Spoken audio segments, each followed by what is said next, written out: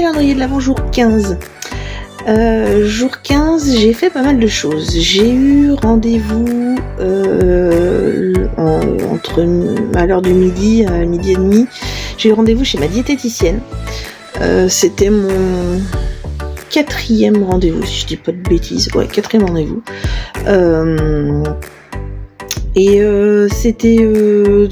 C'était intense. Alors autant les 3 premiers rendez-vous, à chaque fois on discute beaucoup en fait. Vous allez être peut-être surpris que je vous dise ça, mais en fait on parle très peu de bouffe en fait. Surtout pas de régime. La première fois que j'ai parlé de régime, ça l'a fâchée. Pas de régime. Elle refuse le régime. C'est une fausse idée que en fait en diététique, les diététiciens vraiment diplômés font faire des régimes à leurs patients. En réalité, non. Ils sont à l'écoute. En fait, aujourd'hui, le 15, on a beaucoup travaillé sur la notion de plaisir. En fait, elle m'a expliqué que les nouvelles études ont été basées non pas sur des personnes en surpoids, mais sur des personnes qui étaient justement pas en surpoids. Ils ont fait l'inverse pour savoir en fait pourquoi ces gens-là prenaient pas de poids par rapport aux autres. Et en fait, il s'est avéré que les gens qui ne prennent pas de poids, ce sont des gens qui mangent avec plaisir, sans complexe et sans culpabilité. Donc la notion de plaisir quand on mange, elle est super importante. Donc on a beaucoup parlé de ça sur cette séance, puisque la séance d'avant, on avait fait une séance avec une partie dégustation. Où en fait, on avait des tout petits morceaux de chocolat, mais vraiment, on n'a même pas mangé un carreau de chocolat entier à 2.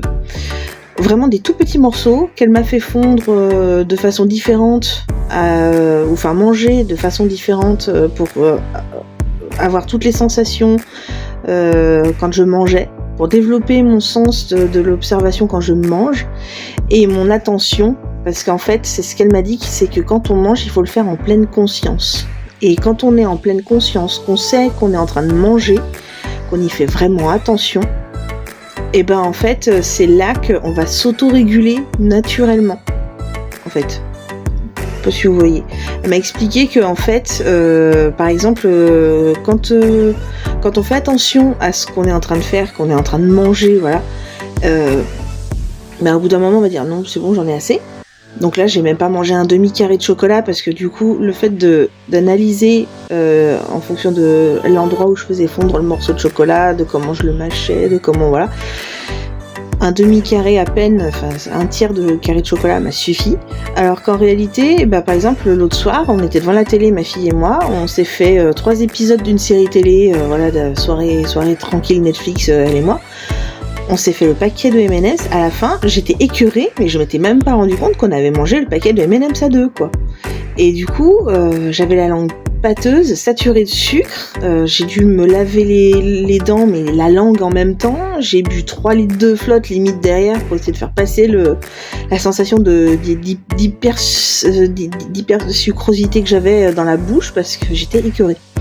Donc voilà, la notion de plaisir et du coup la conscience de ce qu'on est en train de faire. Ça, c'était la base là-dessus. Et du coup, j'ai appris plein de choses aussi sur moi, parce qu'on discute beaucoup. Et mais ça, je préfère me le garder pour moi. Du coup, j'ai aussi passé mon IRM des cervicales le 15 au soir. C'était le fameux rendez-vous que j'attendais avec impatience, puisque j'ai eu mes résultats, comme je disais, de l'IRM de mon épaule, qui n'a rien donné. Donc j'attends les résultats pour celles des cervicales. Je les aurai normalement lundi soir. On verra. Donc c'est fort probable que ce soit plutôt là que se situe le problème lié à mes douleurs dans le bras gauche, et notamment le fourmillement de mes 3 doigts là, le pouce, et ça va jusqu'au... Alors aujourd'hui j'ai été tellement crevée, et parce que du coup je vous expliquerai ce que j'ai fait aujourd'hui, mais en fait aujourd'hui ça m'a lancé jusqu'au bout du petit doigt. Voilà, donc je vous expliquerai quand on sera calendrier de l'Avent jour 17 pourquoi aujourd'hui j'ai beaucoup tiré et que ça m'a tiré jusqu'au petit doigt. Mais ouais, chaud quoi. Donc j'attends mes résultats avec impatience. Toujours en ce jour 15 du calendrier de l'Avent, je suis allée avec mon cher et tendre. On est allé à la librairie. On avait notre collègue qui était déjà passé. J'avais fait passer le mot. Donc ils m'ont fait leur liste de courses et du coup on est allé chez le libraire pour finir le budget de la bibliothèque de la Bâtie. T'aurais pas tourné la tête. Ouais, du coup on finit notre budget parce que comme je le pensais, en fait, il nous reste une petite enveloppe assez sympathique. Comme j'ai économisé économisé. On va dire que j'ai bien étalé mon budget en faisant attention aux dépenses tout au long de l'année. En fait, par rapport à ma prédécesseur qui tenait la bibliothèque jusque-là, au lieu de faire 2 achats dans l'année, voire 3 à la limite, j'en fais tous les 2 mois. Mais du coup, ça veut dire que je prends mon enveloppe globale, je retire 500 € que je me garde sous le coude en cas de coup dur ou pour autre chose, pour un événementiel. Si vraiment, par exemple, on a un truc à faire pour un festival, un salon du livre ou quelque chose, ou une animation, qu'on ait une enveloppe de secours. Et pareil, si on a besoin de matériel de façon exceptionnelle. Donc j'ai fait ça, j'ai pris mon enveloppe globale, j'ai retiré 500 € et ensuite je l'ai divisé par 6. Et tous les 2 mois, je me suis fait du coup un petit budget en me disant, bah voilà, sur tel mois on va faire des achats sur, je sais pas, les ados, tel mois on va faire de la bande dessinée, tel mois on va faire là. Et à chaque fois, bon, on dit on va faire par exemple tel mois on va faire les BD, mais on se garde toujours une partie du budget quand même pour acheter quelques romans pour sustenter tout le monde, hein. On en garde quand même pour tout le monde. Mais voilà, même si on met l'accent sur telle ou telle chose, on va quand même essayer de contenter tout le monde. Et donc, il nous restait une enveloppe à écouler sur notre budget 2023. Donc, le but, c'est d'aller en librairie sur place pour voir ce qu'il y a vraiment sur place qu'on peut récupérer tout de suite.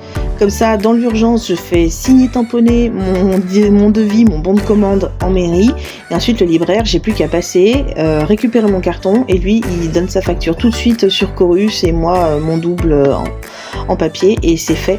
Comme ça, pour 2023, c'est bouclé. Et faut vraiment que j'aille en mairie à la première heure lundi pour faire signer mon bon de commande, parce que dedans, dans ce que j'ai fait mettre de côté, il y a de quoi faire l'animation de Noël samedi prochain à la bibliothèque. C'est urgent. Et pour finir, j'ai terminé ma semaine, donc vu qu'on était vendredi, j'ai terminé ma semaine, ça faisait 3 jours que j'étais dessus, la nouvelle série Netflix qui est sortie, dont je vais vous parler, et je vous en reparlerai sur le calendrier de l'Avent du lendemain, parce qu'en fait, je me suis fait en 3 soirées la série True Beauty. Allez, on le prononce bien. True Beauty, c'est une série coréenne, une série live, pas d'anime, mais une série live qui est tirée d'un webtoon qui est ensuite sorti en papier, en manga.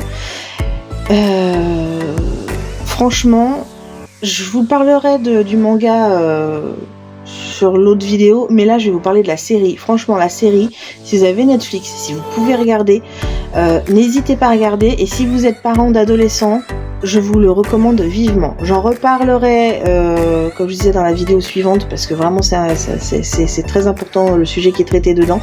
Mais si vous n'arrivez pas à faire lire vos gamins et que vous pouvez leur faire voir au moins la série télé, franchement, vous verrez l'importance qu'elle a cette série quand je vais vous en parler demain. Voilà. Bisous, et en attendant, lisez.